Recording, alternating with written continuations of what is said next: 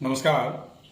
बहुत छोटे बच्चों को सर्दी की समस्या के बढ़ने के साथ साथ सर्दी, खांसी, जुकाम, गला बैठना या फेफड़ों का बजना ये चालू हो जाता है।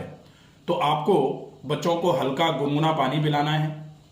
कोशिश करनी है कि थोड़ा सा अदरक का रस और शहद मिला करके दिन में दो या तीन बार एक चौथाई चम्मच, अगर बच्चा 6 महीने के से छोटा है तो 2-3 बार चटा दिया जाए, और बच्चा अगर 6 महीने से लेकर के 3 साल तक का है तो उसको आधा चम्मच के आसपास दिन में 2-3 बार आप पिला सकते हैं।